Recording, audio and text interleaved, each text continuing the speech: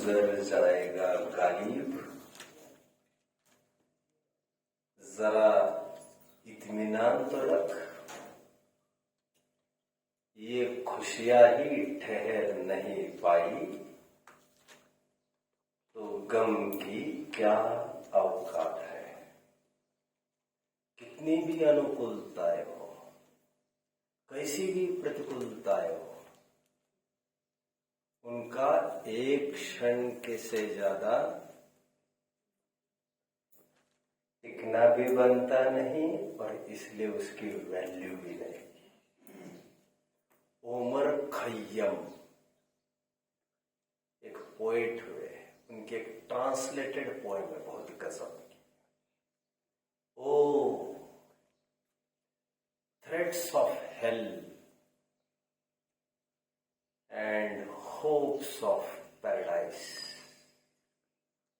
हे नरक तुल्य वेदनाओं, हे स्वर्ग तुल्य सुख भोगो, विषय भोगो।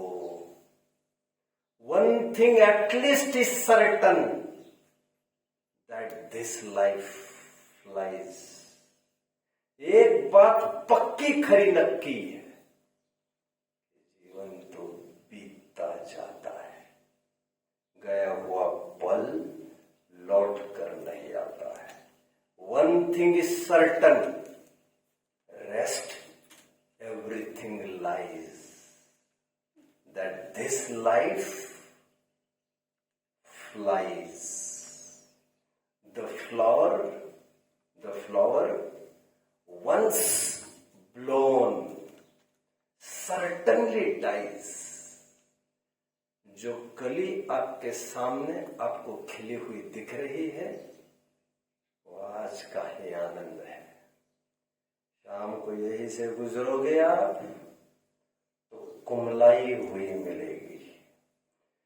बुद्ध को भी वैराग्य ऐसा ही हुआ था।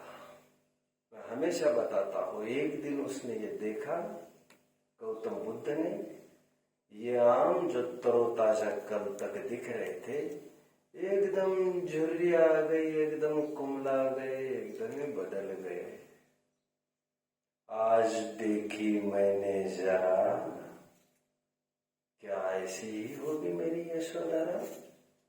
बुढ़ापे का आज मैंने नजदीक से दर्शन किया कि इतनी सुंदर चिकनी चुपड़ी दिखने वाली मेरी पत्नी भी कभी जर्जरित कुरूप रोगी जैसी हो जाएगी।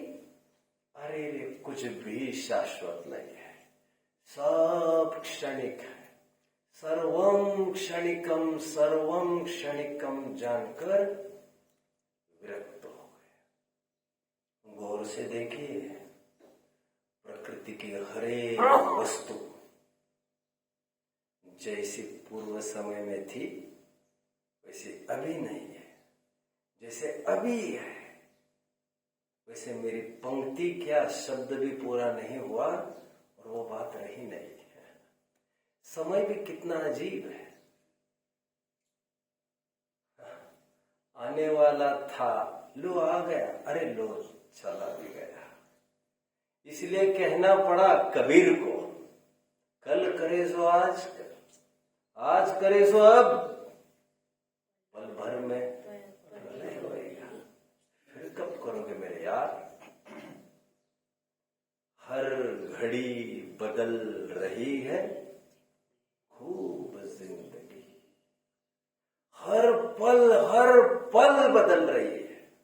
ये बदलाव बदलाव बदलाव, किसी को अभिशाप मालूम पड़ता होगा, किसी को वरदान मालूम पड़ता होगा, लेकिन ये सब प्रकृति के नियम है।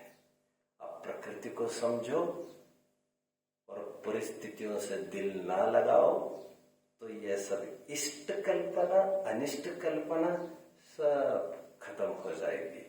Change change change change change, जैसी स्थिति थी वैसे अभी नहीं है, आगे ऐसा ही रहेगा ऐसा नहीं, निश्चित तौर पर बदलेगा, निश्चित तौर पर। ये बदलाव, ये चेंज चेंज चेंज हर एक द्रव्य का एक नेचर है, शाश्वत नेचर है।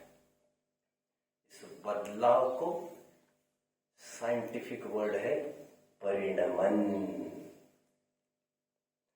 जिस अंश से वस्तु बदलती है उस करवट का नाम पर्याय है, पर्याय। आज के सदमे से उबरने का अवसर देने वाली यही जाती हुई सदमे की पर्याय है। वही आने वाली एक नई पर्याय है जो नई आशाएं, नई उमंग से भरी है, जिसमें कुछ करने की गुंजाइश है। यह वर्तमान की कंगाली नहीं सदा रहने वाली है, नई पर्याय आने वाली।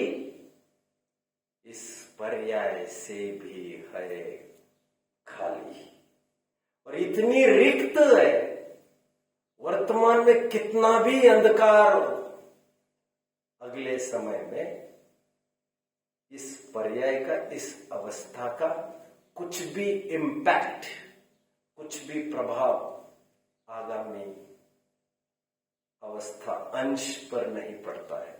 इन बदलने वाले अंशों को, द्रव्य के इन बदलने वाले अंशों को, अस्थायी क्षणिक अंशों को पर्याय कहते हैं। पर्याय, परिणमन, दशा, अवस्था, ऐसे कल परसों में नाम भी गिना रहा था।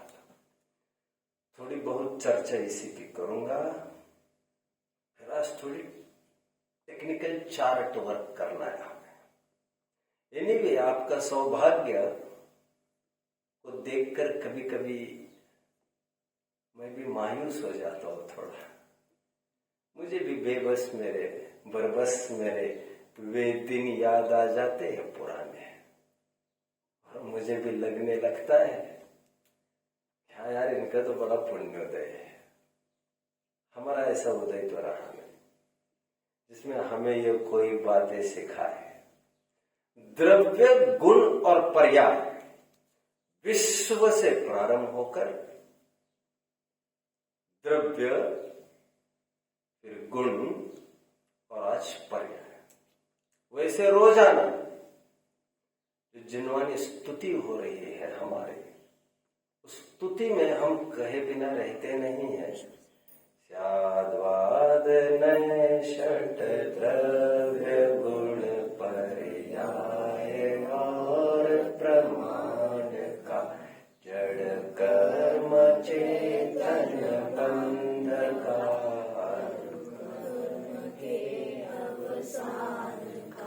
कह कर स्वरूप यथार्थ जग का जो किया उपकार है, उसके लिए जिनवानी माँ को वंदना शतवार है। स्वाध्यायी जगत में द्रव्य गुण पर्याय के स्वरूप पर बड़ा स्ट्रेस दिया जाता है, इसलिए इस द्रव्य गुण पर्याय के स्वरूप को समझो।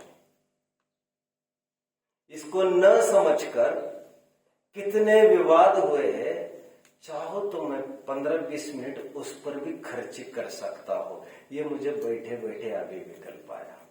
एनीवे, वैसे द्रव्य की परिभाषा आपको ये बताई गई थी, गुण समुदायो द्रव्यम, गुणों के समूह को द्रव्य कहते हैं। ये क्वालिटी, ये क्वालिटी, ये क्वालिटी, ये क्वालिटी। इसमें कहीं भी आपको यह नहीं बताया गया कि द्रव्य की अवस्था निरंतर बदलती है। इसीलिए कल मैंने ये कहना जरूरी समझा, हर एक द्रव्य बहता है।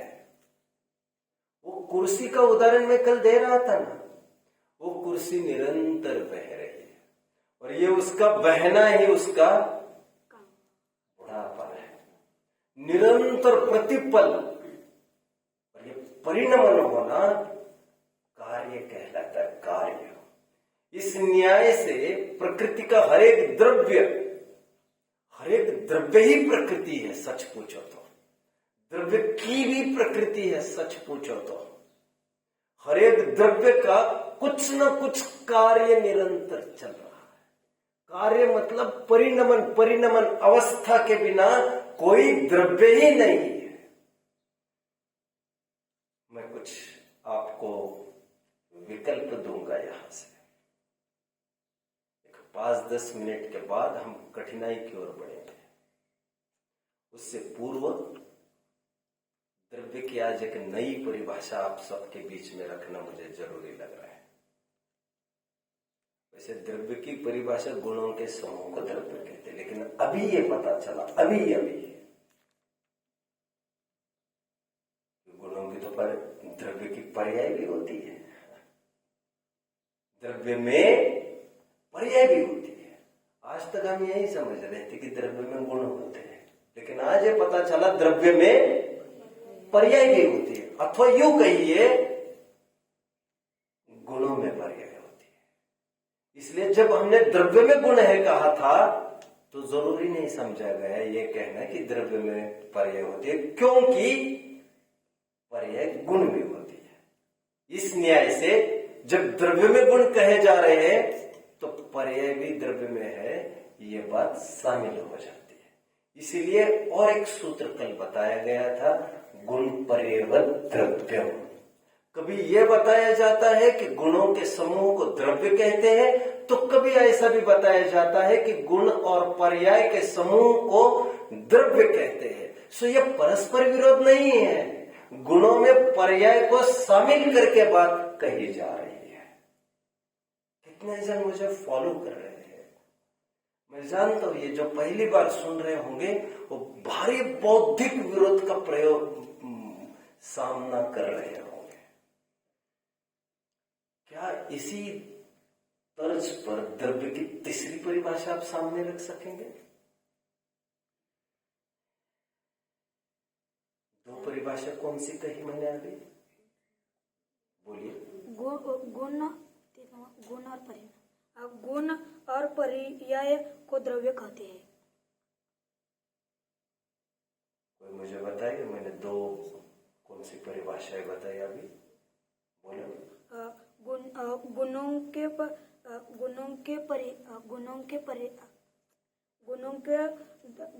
पर्याय बोलिए।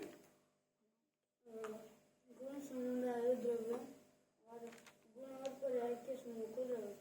2 पॉइंट इनको दे दिया जाए। दो परिभाषा में कह रहा हूं, गुण के समूह को द्रव्य कहते हैं, जो आपने भाग में अभी पढ़ी है, जो दूसरे प्रश्न के उत्तर के रूप में पढ़ी। बट कल हमने ये देखा पतवार सूत्र में गुण पर्यवत द्रव्य में गुण पर्याय वाला द्रव्य होता है। द्रव्य गुण वाला ही नहीं, द्रव्य गुण और पर्याय वाला होता है। मैं ये कह रहा हूं इन दोनों में वैसे फर्क नहीं है, अपेक्षा भेद है। जहां पर गुणों का समूह द्रव्य कहा, वहां पर पर्याय को गुण में गर्भित करके बात कर रहे थे। लेकिन क्या इन दो परिभाषाओं के आधार से आप तीसरी परिभाषा बता सकेंगे? वो तीसरी परिभाषा कौन सी संभव है? लॉजिकल क्वेश्चन है, लॉजिकल। पढ़ने यहां वो पलटने के प्रश्न में पूछता भी नहीं हो, ये रट्टू मार और छाप मार खेतों में भारी विपक्ष में हो। शाबाश, और 2 पॉइंट इनको दे दिया जाए। ग्रेट ग्रेट, मजा आ गया यार। इस न्याय से तीसरी परिभाषा इवॉल्व होती है। क्या होती है? इवॉल्व। कितने जन समझते हो इवॉल्व? इवॉल्व मतलब क्या? इवॉल्व मतलब मिक्स होना तो नहीं होता है। यस यस, इवॉल्व होना मतलब नई चीज खड़ी होना, जिसे मैं डिस्कवर और डिराइव कह रहा हूं। इससे एक नई पर्याय का जन्म होता है, नई परिभाषा का जन्म होता है। द्रव्य को पर्याय के समूह को द्रव्य कहते हैं। इसमें गुणों को पर्याय में गर्भित कर लिया गया। मैं इसके लिए उदाहरण देता हूं कभी कभी। जैसे किसी ने आकर बड़ों को ये कहा, सुनो जी मेरे घर कार्यक्रम में आपको जरूर पधारना है, जरूर पधारना है। पति पत्नी खड़े थे, दोनों को कहा दोनों को जरूर आना है, दोनों को जरूर आना है। घर में वैसे 3 व्यक्ति है उनके, एक बच्चा भी था उनका, एक 2-3 साल का होगा। आप क्या समझ रहे, दूसरे दिन कार्यक्रम में दोनों जाएंगे कि तीनों जाएंगे? आप क्या समझ रहे? तीनों जाएंगे। समझदार तो हो आप। 2-3 साल के बच्चों को ये थोड़ी है कि उसको छोड़ के चले जाएंगे कि भैया तुम्हें तो कहाँ बुलाया गया है, और बच्चा भी थोड़ी कहेगा मुझे कहाँ बुलाया गया। ये तो बच्चा नहीं कहता, बच्चा तो जिद भी करता है, वहां कोई मना भी नहीं करता। ग्रांटेड होती है ये बात, ग्रांटेड। कभी बच्चों को माँ बाप में गर्वित किया जाता है, अलग से उल्लेख करने की जरूरत नहीं होती। और कभी कभी उल्टा होता है। क्या होता है उल्टा? उनके बच्चों को आमंत्रित किया जाता है, लेकिन माँ बाप इनको 2 पॉइंट दे दिए जाए। बच्चों को आमंत्रित करने का कौन सा प्रसंग होगा वो? मान के चलो महावीर जयंती का दिन था, अरे रुको यार, मुझे अनसन उदाहरण नहीं दे रहे, इसलिए मैं अच्छे उदाहरण दे रहा हूं। चैत्र शुक्ल त्रयोदशी का दिन था, दूसरे दिन। तो चैत्र शुक्ल द्वादशी के दिन यह तय हुआ कि महावीर का नाटक करना है दूसरे दिन। इसमें कौन महावीर बनेगा, कौन महावीर के दोस्त मंडली बनेंगे, यह तय हुआ। प्रसंग नहीं है। अब जानते हो तीर्थंकर के दोस्त कौन होते हैं?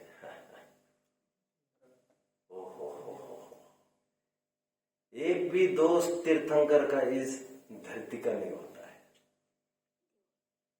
सब देव होते हैं उनके दोस्त, सब देव। वे मनुष्यों के भेष में रहते सब जीवन भर, और कुछ भी बोले तीर्थंकर का जो कहते वाह मजा। ये तो ऐसा ही है जैसा आप कहते हो। देव पुणित अतिशय होता है, अतिशय। चलिए,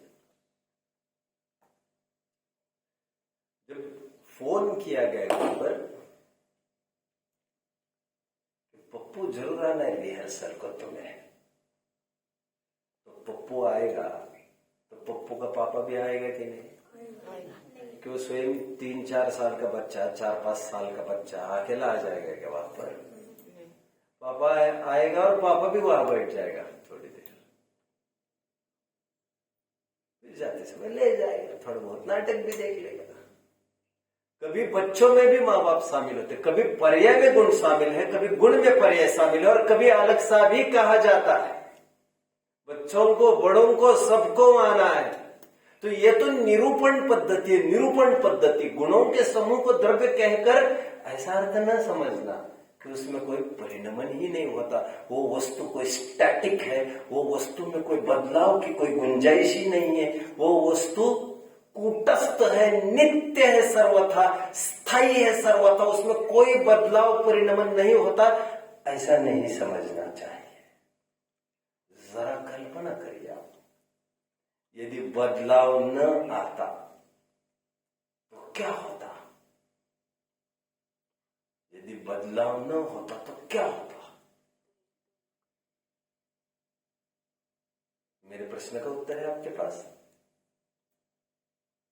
यदि बदलाव न होता तो ना गेहूं का आटा बनता, ना आटे की लोई, ना लोई की रोटी, न रोटी का परिणमन आदि आदि, न रोटी का खूनादि रूप परिणमन, न भूख शमन।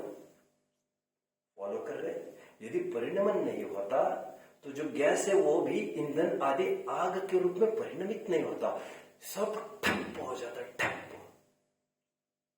अरे भाई, यदि परिणमन नहीं होता हम छोटे के बड़े भी नहीं होते।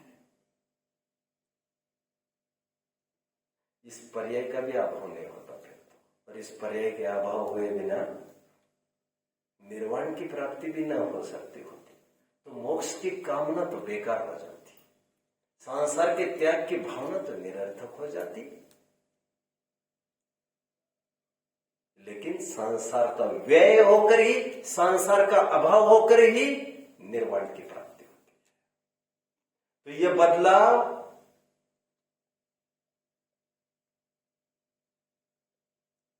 एक अवसर है हमारे लिए कुछ प्राप्ति का। यदि बदलाव न होता तो प्रगति के समस्त मार्ग कुंठित और खंडित हो जाते हैं, सब थम सा जाता। जो आज दुखी है उसको मूड बदलने का अवसर भी नहीं रहता और उसको सुखी होने का भी अवसर न होता। जो पापी है उसको पवित्र होने का अवसर भी न मिलता। जो फेल हुआ है उसको पास होने का अवसर नहीं मिलता। जो गिरा है उसको उठने का भी अवसर नहीं मिलता। जो दीनहीन दरिद्री लूला लंगड़ा जन्मा है उसका व्यय होकर नया जन्म भी नहीं होता, उसको नया अवसर भी नहीं होता। और मेले शिवाय स्वर्ग,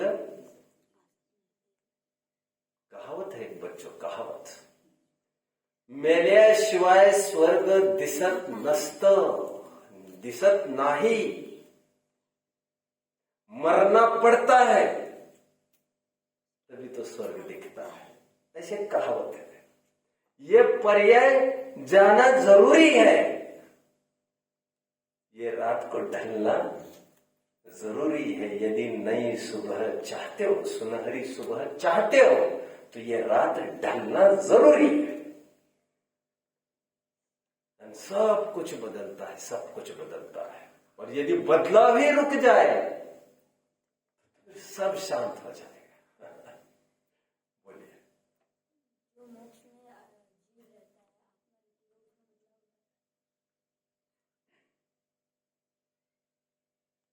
निरंतर बदलाव, ये द्रव्य का एक नेचर है।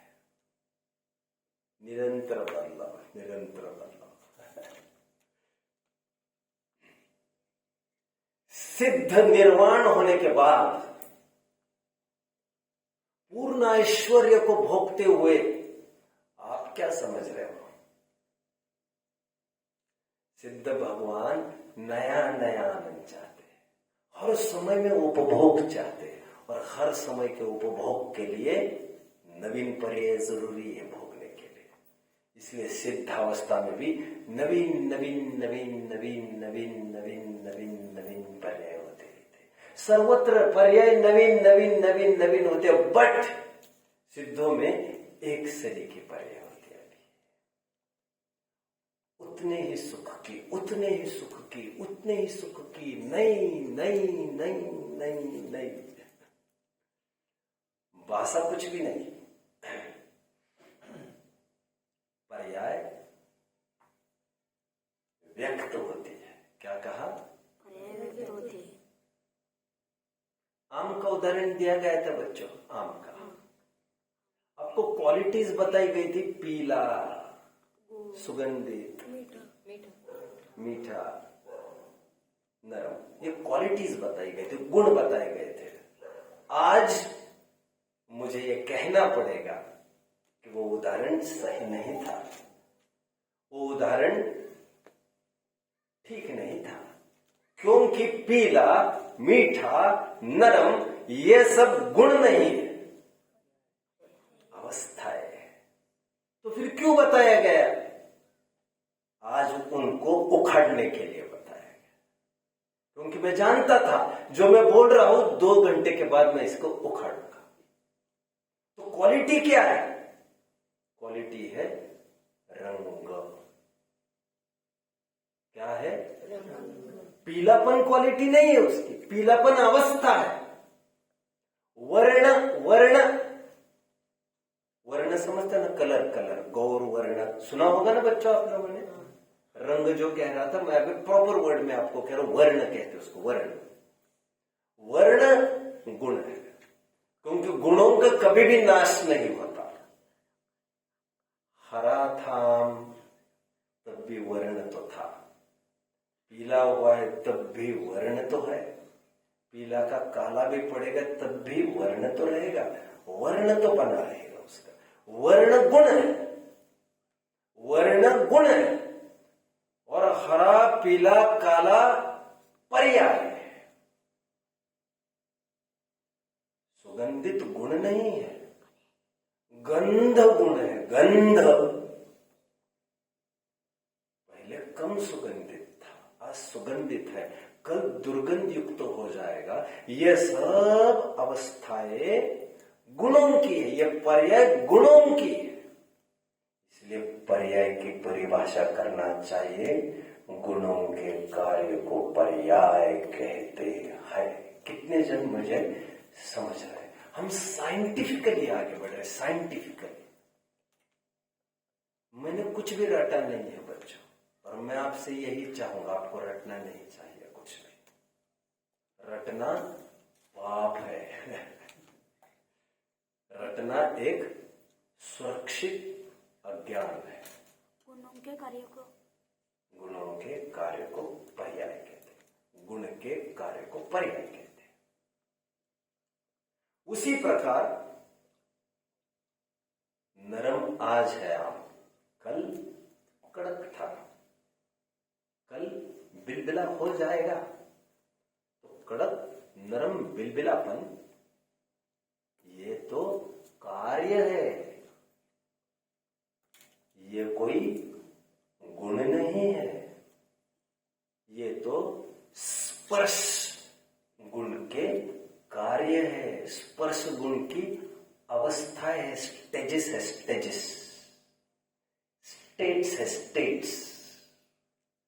जैसे H2O वाटर, बर्फ, पानी, वेपर, क्या कहते हैं उसको? वेपर। वेपर हवा थोड़ी कहते हैं यार उसको, क्या वो बाफ कहते हैं। Solid, liquid, gas. अब गैस को तुम हवा कह रहे हो क्या? यह अवस्था है किसकी? किसकी अवस्था है? वाटर की। ये तो ठीक है, हो गया। अभी जो कहा मैंने स्पर्श की, हम देख रहे हैं मूल गुण स्पर्श, रस, गंध, वर्ण है। आपको लग रहा होगा श्रावकों के मूल गुण होते हैं, मुनिराजों के मूल गुण होते हैं, आपको ये लग रहा होगा। अरे सबके मूल गुण होते हैं, सबके।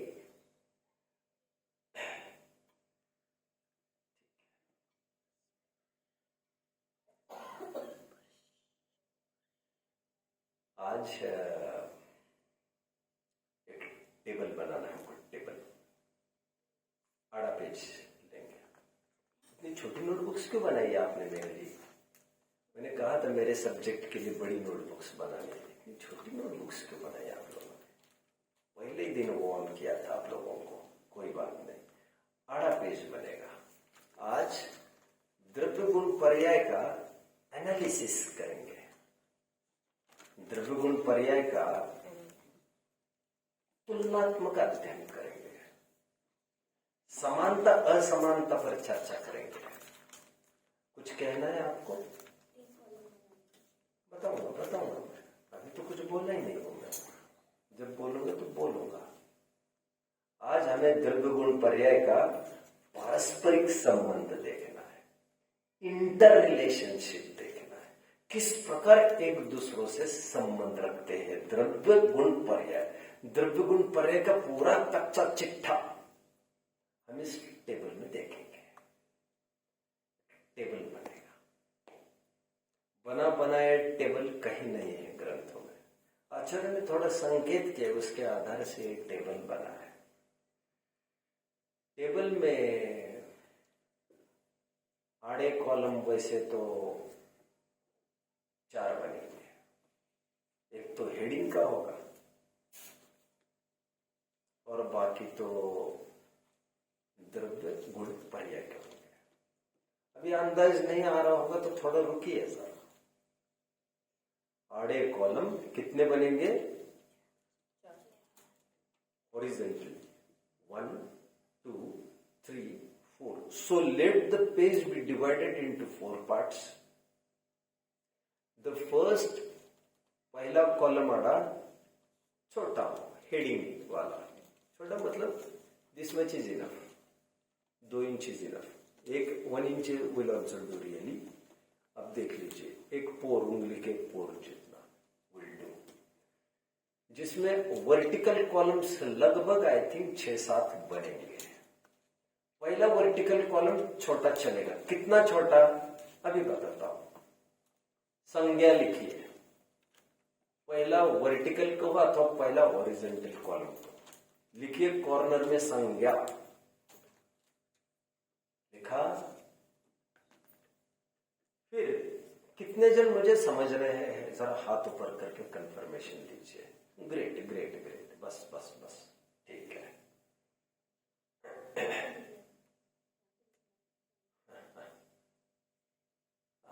आप लोग तीनों नहीं समझ रहे क्या? आप आगे देख लीजिए और क्या कर सकते। किसने बनाया जरा मुझे दिखाओ, किसने बनाया दिखाओ।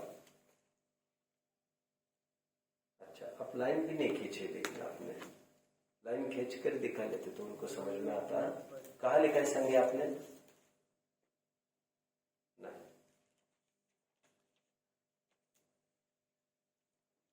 संज्ञा। अब मैं जो कह रहा हूं सुनते चलिए, बाद में इस प्रवचन को सुनकर नोट कर सकेंगे चाहो तो। संज्ञा लिखा। संज्ञा होता है नाम, नाम रियल नाम को संज्ञा कहते हैं ना। इस कॉलम में हमें 3 चीजें लिखनी है, द्रव्य, गुण और पर्याय, बट विशिष्टांतरालों से लिखनी है। बचे हुए स्पेस में, पेज में 3 पार्ट आपको करने हैं। द्रव्य को 1/3 पार्ट, गुण को 1/3 पार्ट और पर्याय को 1/3 पार्ट। वर्टिकल कॉलम की मैंने अभी चर्चा नहीं की है आपको। पहला वर्टिकल कॉलम तो कंप्लीट हो गया मेरा। मैं दूसरे वर्टिकल कॉलम की ओर बढ़ लेता हूं। कितने जन मुझे समझ रहे हैं? मजा आ गया? बढ़िया बढ़िया। पारस नाम है आपका? बहुत अच्छा अच्छा। अब बच्चे तो अच्छे हो, आप यू कैन राइज, आप बढ़ तो सकते हो। और लैंग्वेज कोई क्राइटेरिया नहीं है।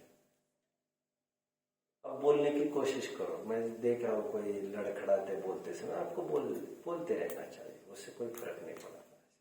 और आप मराठी ऑप्ट करोगे तो फिर हिंदी कब सीखोगे? हिंदी बोलना चाहिए आपको। आपको जब तक कोई डांटता नहीं है कि आप तो यही बोलो, तब तक तो आपको तो कोशिश करना ही चाहिए आपकी। और बाहर घर से निकलने का फायदा ही ये होता है, देश प्रदेशों के, प्रांत पर प्रांतों के लोग आते हैं, कितनी सारी भाषाओं का, कितने सारे कल्चर्स, रीति रिवाजों का, संस्कृतियों का आदान प्रदान होता है। यही तो बात होती है, मेल मिलाप का यही तो फायदा है। हम टस से मस नहीं होना चाहेंगे, बदलना नहीं चाहेंगे, तो फिर मेल मिलाप का फायदा कैसे होगा? अब दूसरों की अच्छी बातें ले कैसे पाओगे? संज्ञा, द्रव्य, गुण, पर्याय मतलब नाम।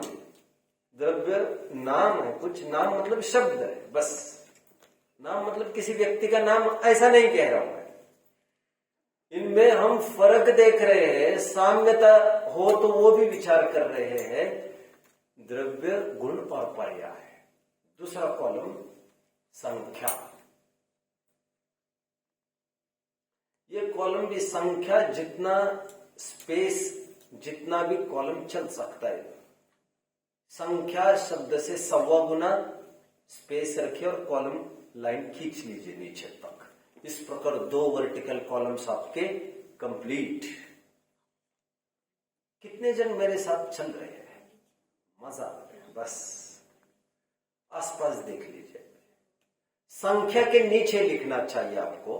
आपको ये विचार करना भी, द्रव्य संख्या में कितने होते, गुण संख्या में कितने होते और पर्याय संख्या में कितने होते।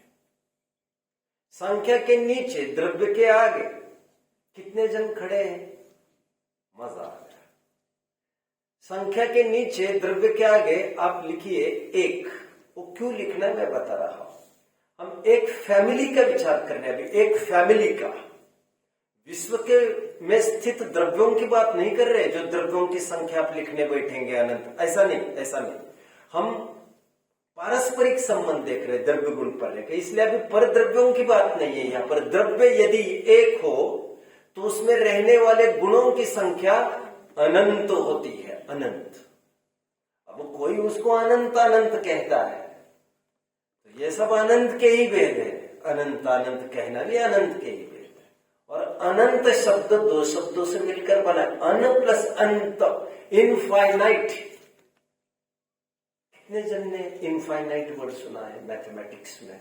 सबने सुना है, मजा आ गया। आप लोगों ने मैथमेटिक्स में दो फिगर देखे होंगे, सेगमेंट, एक लाइन देखा है। सेगमेंट होती है विथ कन्फाइंड एंड्स, उसका और भी है, छोर भी है, सेगमेंट कहते हैं उसको। यहां से यहां तक सेगमेंट। एक होती है लाइन, लाइन, लाइन में एरोज होती है, कितनी भी खींचते जब कितने खींचोगे उससे कोई फर्क नहीं पड़ रहा आपका, उससे कोई मार्क नहीं कटेंगे आपके, क्योंकि एरो है मतलब वो एंडलेस है, अनंत। एक द्रव्य में रहने वाले गुण कितने? अनंत। इसीलिए तो द्रव्य को अनेकांतमय कहा जाता है।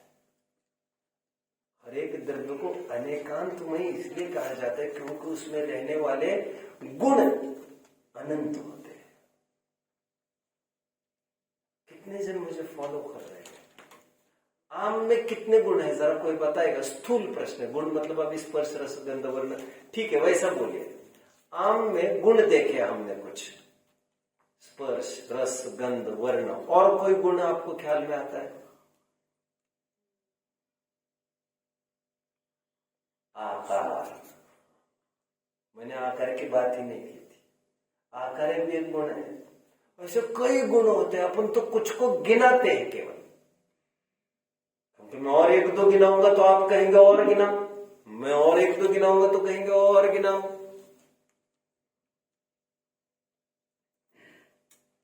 एक द्रव्य में कितने गुण बच्चों? अनंत, कोई पार नहीं।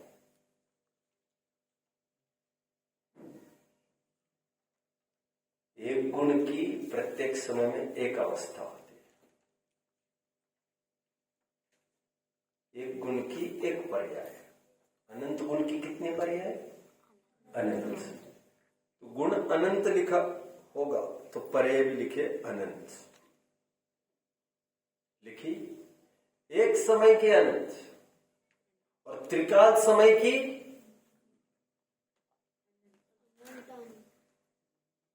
त्रिकाल समय मतलब मेरी पुरानी पूर्व दशा है, कितनी हो सकती है मेरी पूर्व दशा? केवल वर्तमान दशा एक हो सकती है, पूर्व दशा असीम। पूर्व मतलब पूर्व पर एक को भी ले लो, लगाते जाओ, आगामी पर्याय भी असीम। तो यदि हम त्रिकालवर्ती पर्यायों को देखें तब तो फिर कहना पड़ेगा एक गुण की एक पर्याय नहीं, एक गुण की अनंत अनंत पर्याय होती है। कितने जन मुझे समझ रहे हैं? दूसरा कॉलम कंप्लीट, बोलिए। द्रव्य की संख्या एक लिखने का बिल्कुल कहा है, तो अनंत लिखना या एक लिखना? पहले में एक लिखना है, द्रव्य गुण एक कोई इनका उत्तर देगा? बेवजह तो हाथ ऊपर नहीं कर रहे, मैं अवसर दे सकता हूँ लेकिन समय। हाँ बोलिए। पहले में एक, दूसरे में अनंत और तीसरे बोलो। द्रव्य एक है, गुण अनंत है, पर्याय भी अनंत। बोलिए। एक द्रव्य में अनंत गुण और अनंत पर्याय होते हैं। बोलिए। द्रव्य एक है, गुण भी एक है और पर्याय अनंत। बोलिए। और कोई नया उत्तर? बोलिए। द्रव्य की संख्या एक है, गुण की संख्या एक समय में अनंत और त्रिकाल में अनंत और पर्याय। चलिए सुनिए, द्रव्य एक, गुण अनंत लिखिए और पर्याय में लिखिए अनंत ब्रैकेट में एक समय में, अनंतानंत, तीनों काल संबंधी, त्रिकाल संबंधी, ऐसा लिख लीजिए। और इसी के बल पर द्रव्य को पर्यायों का पिंड हम कह रहे थे। अब और एक बात समझिए, 2 कॉलम्स हमारे पूरे हुए। कितने जन ने 2 कॉलम्स पूरे किए हैं? शांति से और ध्यान से सुनना है मुझे, और जिनको बाद में भी सुनना है ना, वे भैया से कह सकते हैं तो वे फिर से सुना देंगे आपको, क्योंकि यहाँ पर 2-4 बार ही रिपीट कर सकते। और बहुत चुस्त कोई खिलाड़ी हो तो कितने ही प्रश्न पूछे तो आई कैन एंटरटेन, बट आपका ध्यान बहुत नहीं होगा तो व्हाट कैन आई डू। और एक बात कहनी है, फिर मैं आगे बढ़ता हूं। हम जब भी किसी द्रव्य में कुछ देखते हैं तो गुण नहीं देखते, वो पर्याय ही देखते हैं। आम का कभी भी आप रस नहीं चख सकते,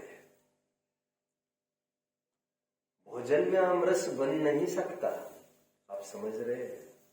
और चखने में रस नहीं आता, चखने में मिठास आती है, रस गुण की मिठास आएगी, खटास आएगी, खटास मिठास आएगी, रस की कोई पर्याय आएगी। वेदन हमें पर्याय का होता है, वेदन भोग उपभोग पर्याय का होता है, द्रव्य और गुण का नहीं। जो हम देखते हैं आंखों से, हरा पीला पीला नीला आदि, ये सब वर्ण नहीं देख रहे, वर्ण की कोई पर्याय देख रहे। जो हमारे द्वारा छूने में, देखने में, सूंघने में, सुनने में आए, वो सब पर्याय है। आंख मीच कर भी कहीं जहां पर भी आपका हाथ पड़े ना पुद्गल पर, वो सब पर्याय है। आपको दिखने वाली, सुनने में आने वाली सब पर्याय है। आपने तो गुण का अनुमान उन पर्यायों को सुनकर, सूंघकर, देख कर किया है। किसी को कोई डाउट अभी तक के हुए प्रकरण में? किसी को कोई डाउट?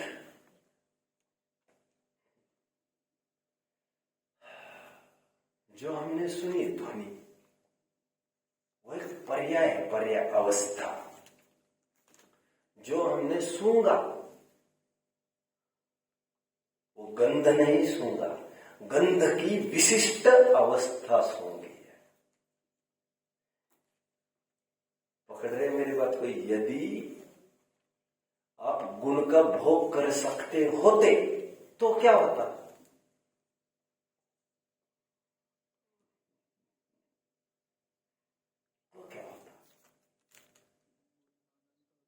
आम का रस यदि आप लोग खा जाते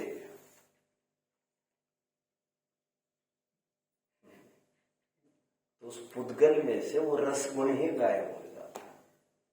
आप समझ रहे हैं मेरी बात को? कल्पना करना है, सब कल्पना करना। आप जानते हो ना? चलो ये उदाहरण भारी पड़ रहा होगा तो दूसरी बात कहता हूं।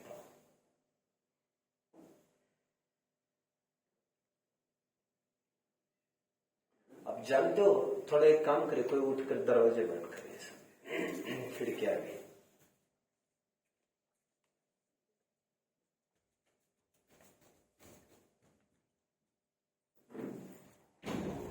क्या आप जानते हो, लोग ये कहते हैं कि कोई चीज है ना, जैसे खुली रखो तो उसकी महक उड़ती रहती है। देखा आपने? जैसे सुगंध उड़ जाती है। अरे कोई चीज दुर्गंध भी हो जाती तो हम हवा में ही तो खोल कर रखते हो, और क्या करते हैं? तो दुर्गंध कम होती दिखती है कि नहीं उसकी?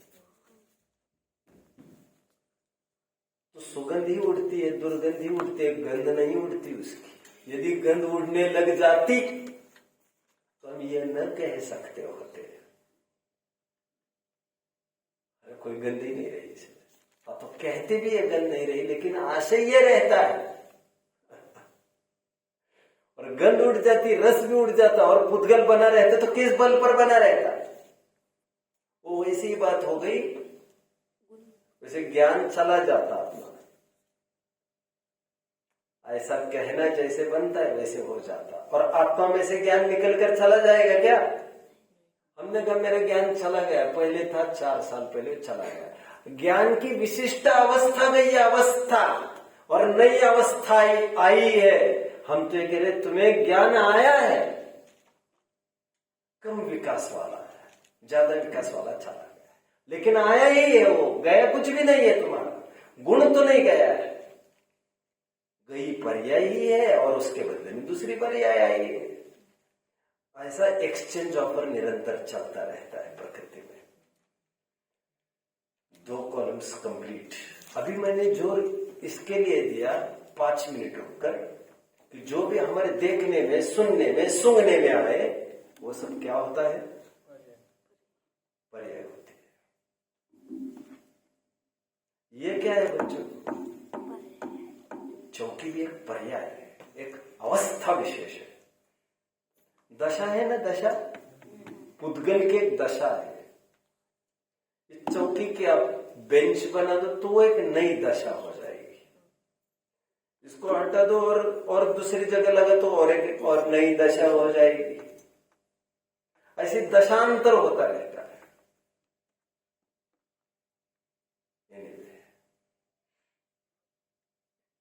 कॉलम 3 संज्ञा, संख्या, लक्षण। लक्षण का कॉलम बड़ा होगा।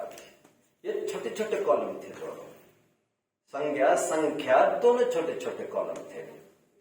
लक्षण थोड़ा बड़ा होगा। वो कितना बड़ा होगा यह भी अपन तय कर लेंगे, पहले कॉलम करने के पहले देख लीजिए आप। लक्षण का अर्थ होता है उसका नियत चिन्ह, सीधी पहचान का एक जरिया, परिभाषा कह सकते हैं उसे, परिभाषा। तो द्रव्य के लक्षण में आप लिख सकते हैं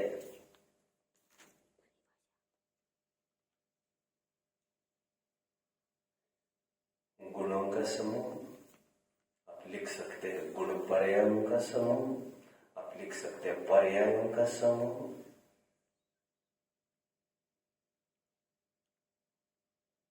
ऐसे लिख सकते हैं। और 2 चीजें लिख सकते हैं। वो लिख सकते हैं सद्रव्य लक्षणम और उत्पाद्य ध्रुव युक्तम सत्। आपके सामने जिनेन्द्र अर्चना है। 2-3 मिनट में मैं अभी आपसे डायरेक्ट डीलिंग करूंगा प्रश्नोत्तर सेशन में। अभी तत्पर सूत्र खोलिए, एक नया सूत्र देख रहे हैं वैसे हम। उत्पाद व्यय द्रव्य युक्तम सत्, कौन सा सूत्र है जरा मुझे बताना। 29-30 देख लेना जरा, कहा है उत्पाद व्यय द्रव्य युक्तम सत्। 309 पेज होगा, 5वां आएगा। उत्पाद्य उत्तम क्या बरोबर आहे? उत्पाद्य उत्तम आता लक्षण कौन सा सूत्र है?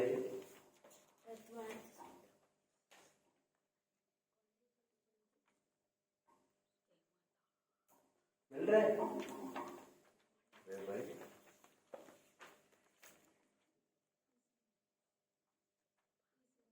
30वां है। 30वां, मैं तो 29-30 भी बोल रहा हूँ यार। आप तो इतने में भी नहीं समझ रहे, वही मंत्रा रहे हो। ठीक है। उत्पाद व्यय द्रव्य युक्तम सत् मतलब ये भी समझ लीजिए आप, पर्याय है ना, पर्याय। एक पर्याय जाती है, दूसरी पर्याय आती है। जैसे पतझड़ होता है ना, पुराने पत्ते जाते हैं, नए पत्ते आते हैं। उसमें तो थोड़ा टाइम बीच में चला जाता है नए पत्ते आने में, ऐसा आपको लगता है। बट पर्याय में ऐसा नहीं होता, दूसरी घड़ी ही है आने के लिए। ऐसा कभी नहीं होता कि बिना पर्याय का द्रव्य रह जाए। जो पर्याय गई जा रही है उसे कहते व्यय। एक पर्याय का व्यय, आगामी पर्याय का उत्पाद, अतीत पर्याय का व्यय, अनागत पर्याय का उत्पाद, बीती पर्याय का व्यय, आने वाले पर्याय का उत्पाद, पुरानी पर्याय का व्यय, नई पर्याय का उत्पाद। नष्ट होना, उत्पन्न होना, नष्ट होना, उत्पन्न होना, ऐसा प्रत्येक समय में हर एक जीव का नाश हो रहा है और हर एक जीव का सृजन प्रत्येक समय में हो ही रहा है। जीव ही की बात नहीं, सभी द्रव्य में ऐसा होता है। रिनिवेशन रिनोवेशन होता है ना, रिनोवेशन, नवीनीकरण। उत्पाद व्यय और द्रव्य मतलब स्थायी अंश। जो हम गुण और पर्याय ऐसे दो अंश द्रव्य के कह रहे थे ना, उस पर्याय को ही उत्पाद और व्यय कहा जा रहा है और गुण को द्रव्य कहा जा रहा है। तो उत्पाद व्यय द्रव्य युक्तम सत कहो जो द्रव्य का लक्षण है, अथवा गुण पर्याय व द्रव्यम कहो, ये एकार्थवाची हो गया। कॉलम तीसरा लक्षण चल रहा था हमारा, लक्षण का द्रव्य कॉलम कंप्लीट। कितने जन ने ये कॉलम मुझे फॉलो किया? I am talking about this particular column. कितने पॉइंट्स लिखा है मैंने, जरा कोई बताएगा इसमें? कॉन्फिडेंटली कोई बता सकेगा तो बोलो, हाथ ऊपर करो, नहीं तो फिर मैं बताने वाला हूं। मैं बताता हूं। गुणों के समूह को द्रव्य कहते हैं, कहते ही भी लिखने की जरूरत नहीं, लक्षण लिखना। गुणों का समूह, गुण पर्याय का समूह, पर्याय का समूह,